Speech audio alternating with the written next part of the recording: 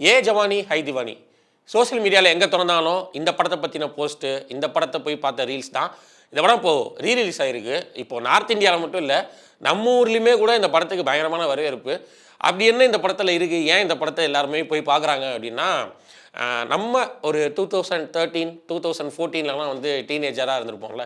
So அப்போது இந்த படத்தை வந்து கண்டிப்பாக சில பேர் பார்த்துருக்க உண்டு. இந்த படத்தோட ஆடியன்ஸாக இருக்கிறவங்க கண்டிப்பாக அந்த ஏஜ் குரூப்பில் தான் இருப்பாங்க. ஆக்சுவலாக நான் இப்போ இருக்கிற ஏஜ் குரூப்பில் தான் இருப்பாங்க. ஸோ அவங்க அந்த படத்தை இப்போது பார்த்துருந்தாங்கன்னா அவங்களுக்கு அது பயங்கரமாக கனெக்ட் ஆகிருக்கும். ஏன்னா இந்த படம் வந்து ஒரு கம்மிங் ஆஃப் ஏஜ் ஃபிலிம் தான். ஆக்சுவலாக இந்த படத்தில் நாஸ்டால்ஜியாவாக நிறையா விஷயம் இருக்குது. லைக் இந்த படத்தோட கேரக்டர்ஸ், முக்கியமாக அந்த படத்தோட மெயின் கேரக்டர்ஸ் பன்னி, நயனா.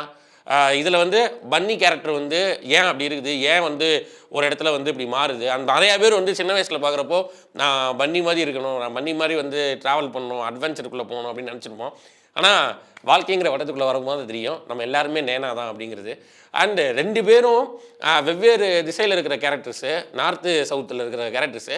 இவங்க 2 பேரும் தங்களை பற்றி தாங்களே ஒருத்தர் மூலமாக இன்னொருத்தர் வந்து உணர்ந்துப்பாங்க. ஸோ அதுதான் இந்த படத்தோட அழகிலான விஷயமா இருக்கும். நம்ம இந்த படத்தை ரீரிலீஸில் போய் பார்த்தோம். பயங்கரமான க்ரௌடு. பட் ஆனால் அந்த ரீரிலீஸோட குவாலிட்டி வந்து ரொம்ப புவராக இருந்தது. ஆக்சுவலாக வந்து அந்த பழைய பிரிண்ட்டை வந்து மறுபடியும் எடுத்துகிட்டு வந்து ரீல் பெட்டியில் போட்ட மாதிரியான ஒரு பிரிண்ட் குவாலிட்டியில் இருந்துச்சு. அது நீங்கள் நெட்ஃப்ளிக்ஸ்லேயே வந்து நல்லா பெட்டர் குவாலிட்டியில் இருக்குது இந்த படம். அண்டு ரீலீஸில் கூட்டம் நிறையா இருந்தது. எல்லாருமே வந்து ஹிந்தி பீப்புளான்னு கேட்டால் அப்படி சொல்ல முடியாது.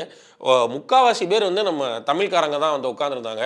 சப்டைட்டிலே எல்லாத்தாலும் பார்த்தாங்க. ஏன்னா ஆல்ரெடி தான் நம்ம இந்த படத்தை வந்து பல தடவை பார்த்துருக்கோமே. அதனால் சப்டைட்டிலே இல்லாமல் இந்த படத்தை பார்த்து பயங்கரமாக என்ஜாய் பண்ணாங்க. ஏறத்தாழ நம்ம ஊரில் கில்லி ரீரிலீஸ் அப்போ ஒரு வைப் இருந்துச்சுல, அதே ஒரு வைப் வந்து இப்போது ஏ ஜவானி ஹை திவானி ரீரிலீஸுக்கு இருக்குது. அங்கேயும் சரி இங்கேயும் சரி. அண்ட் கலெக்ஷன் வைஸ் பயங்கரமான கலெக்ஷன் இப்போது பண்ணிகிட்ருக்கு. அண்டு இந்த படத்தில் நான் சொன்ன மாதிரி அந்த 2 மெயின் கேரக்டர்ஸ் மட்டும் இல்லாமல் அதிதின்னு ஒரு கேரக்டர் இருக்கும். அந்த கேரக்டர் எதுக்கு இவரை சூஸ் பண்ணுது தன்னோட இணையரா. ஆனால் அந்த கேரக்டருக்கு இருக்கிற ஒரு சின்ன லவ், அதாவது ஃப்ரெண்டாகவே இருக்கும். அந்த ஃப்ரெண்டை வந்து அந்த கேரக்டர் வந்து லவ் பண்ணியிருக்கோம். அந்த ஒரு சின்ன லவ், இது எல்லாமே டீனேஜராக இருந்தப்போ நம்ம பார்க்குறப்போ நமக்கு பயங்கர ரிலேட்டபிளாக இருந்துச்சு. அண்ட் இதே மாதிரி ஒரு ஃப்ரெண்ட்ஸ் கேங் நமக்கு அமையணும், இதே மாதிரி நம்ம வந்து மணாலிக்கு டூர் போகணும், மணாலியில் நம்ம இதெல்லாம் பண்ணணும் அப்படின்னு பல்வேறு விஷயங்கள் இந்த படத்தை பார்த்தப்போ நமக்கு தோணியிருக்கும். அண்ட் ஒரு ஹிந்தி சினிமாவில் நிறையா ஸ்லைஸ் ஆஃப் லைஃப் ஃபிலிம்ஸ் இருக்குது. அதில் ரொம்ப முக்கியமான படமாக ஏ ஜவானி ஹை திவானி படத்தை நான் பார்க்குறேன்.